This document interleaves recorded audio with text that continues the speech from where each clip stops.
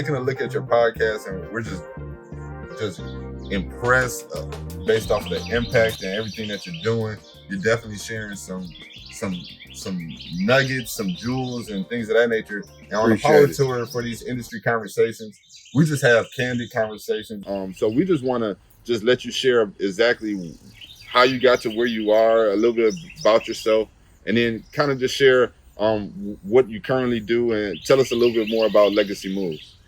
You know, Legacy Moves is all about, man, just making legacy moves, man. Every move that we make, man, is about our legacy, about where we're going, about, you know, not just doing things in the wind, not just doing things to make money, not just doing things just because it's fun or it makes us feel good, man. Legacy moves is a family, is a culture, man, that I'm building, man. That every single move we make gotta be a legacy move, man. Gotta be for the legacy, man. Gotta be for your legacy, man. Your children's children, man. Not just for what you got going on today, or not just short term, just trying to make a quick dollar, man. It's about the legacy that you create, man. And that's all what Legacy Moves is all about, man. You know what I'm saying? I mean, that's the family that we build, man, here in Legacy Moves, man. And that's all. That's basically what we're trying to do here with the legacy, man. So help me to understand exactly some of the entrepreneurial and some of the successes that you've had over the course of your life. I know you've been a serial entrepreneur, probably been in every type of business that can possibly be called out. But tell us something about some of your successes and where you found some of those successes. Well, first I started off young in the streets, man, and I just didn't never want to be average. I ain't never had no desire to be average. So when I started off in the streets and I saw that I could be successful in the streets, man, that when I got in trouble and went to prison, man, I took the time out to learn as much as I can. I took the time out to build as much as I can through prison. And so when I got out, man, I started. But I've always been that guy. Even when I was in the street, I tried all kind of other businesses, man, from carpet cleaning business to, man, and everybody and my boys, man, back then, they used to make fun of me. Cause they go, Nick, try something else. And, but I was so deep in the streets back then and I was so young, I get discouraged. So when I moved to Atlanta, one of the greatest gifts that I got, man, was when I moved to Atlanta. Cause I got away from a lot of people that I was around, you know what I'm saying, that always, just wanted to keep me in the streets because, I was so good at what. And then my self-esteem didn't help me back then neither, because all I could think about, man, every time they get to making fun of me, then I hated people to make fun of me. So I always went back to and resorted back to what I used to do when I was in the streets. And so, man, I just when I moved to Atlanta, I was able to create and be who I wanted to be. I was able to go through learning curves and go through the learning process without being ridiculed or without being made fun of. And so that helped me out a lot because, as you're growing and as you're building, man, it's hard because you understand me, because when you're in the streets, man, then you trying to do something. You really want to get out the streets, because I ain't never been no real thug. I just made money, and so when I got out of that and moved forward, then I started doing real estate. I started my tow truck company, man. I had a trucking company. I bought 18 wheelers, man. I had 18 wheelers, man. I had and I was successful. I always bought real estate, even when I was young, even when I was in the streets, man. You know what I'm saying? I had 9 duplexes. You know what I'm saying? Me and a couple other guys, we owned an apartment complex. You understand me? So, that was early in the street. And I wasn't but 23 years old. And so what I learned over time, that which nobody told us, is that it wasn't even about the product, because I thought the streets was what made me, man. But I learned when I started getting legit that it was my work ethic that made me. You understand me? It was my willingness to learn. You understand me? It was my willingness to be creative.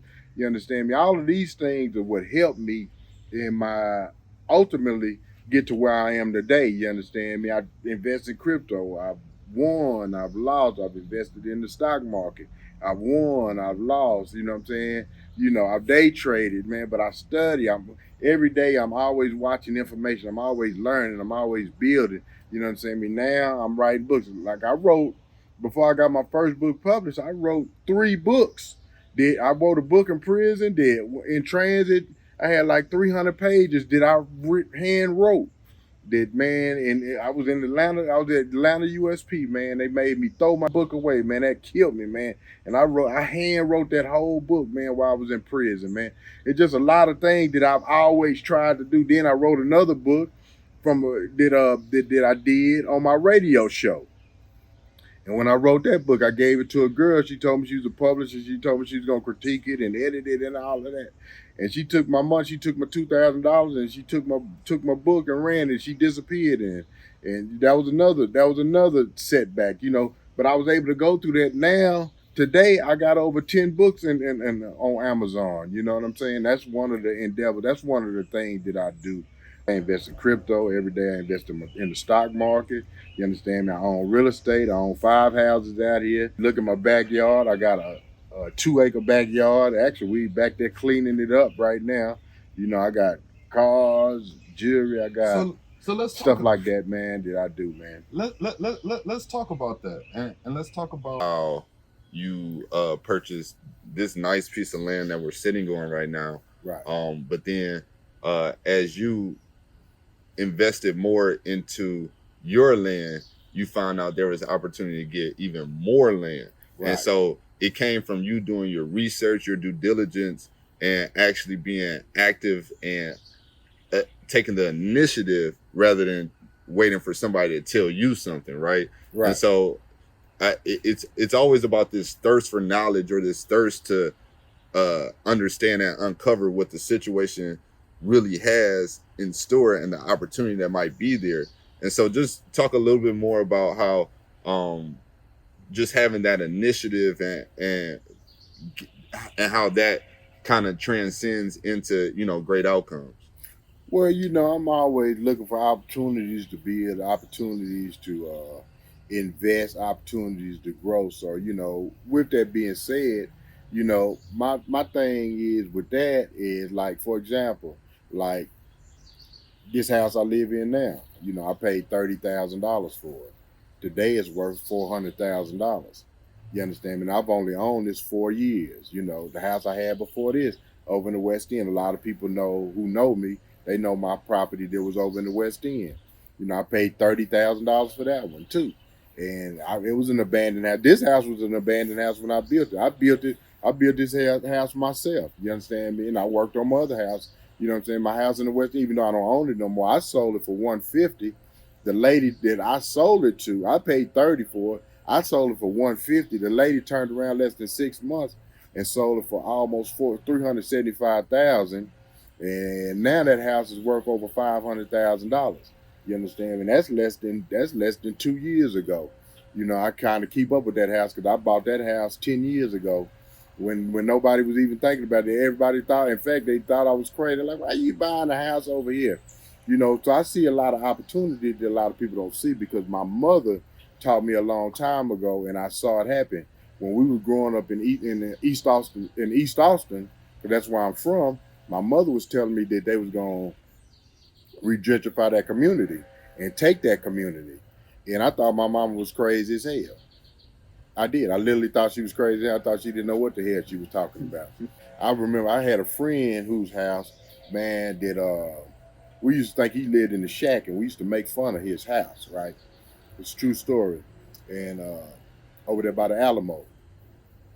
And today that house, they didn't tear the house down, rebuild the house. It's the same house. They just refurbished the house. The house is worth over $1 million. And this is a house as a child we used to make fun of. You understand me? But that shows that the lack of vision that we had. You understand me? The lack of community that we had. You understand me? And even right here where I'm at now, you know what I'm saying? It's development coming in here that I know about. That I know about early that a lot of people don't know about. I try to tell them about it, but they don't have the vision. They don't have the forethought. They don't have they can't see what I was taught a long time ago from my mother. And so, and I understand because they wasn't taught the same lesson from their mother, and I saw it in action. And so now that's how I buy properties by the future development coming in. I know I'm gonna give y'all a little trick. I'm gonna give y'all a little nugget. When I buy properties by grocery stores. Grocery stores do all of the research. Grocery stores do all of the research. So if you can find you a good property by a new grocery store or by a grocery store that just got developed, like a Kroger's, a Albertsons, you understand me? Certain companies buy early development, and grocery stores buy early development. And so you understand me. And some restaurants do that also. Like Waffle Houses, for example, they buy early development. That's why you see a Waffle House there sitting all by itself for a long time before the infrastructure comes in. So you got to know certain companies already do the research early. Tell you another one more nugget. You understand me? Storage houses where you buy storage units. They do the early research, understanding when you buy real estate or buy other things. You understand me? So I own a bunch of properties, but I own about 5 properties out here. You know what I'm saying? And my goal is to buy 4 more. I always tell y'all my goal is to get 4 more properties before the end of the year is up, because they got a lot of development coming out here. And so, I'm trying to be ahead of the curve on that.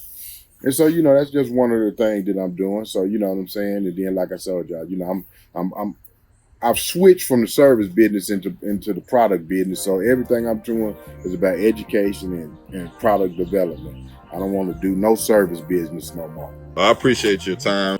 Always like to come across great people, and we are going to continue to support Legacy Moves and all the good things that it's doing.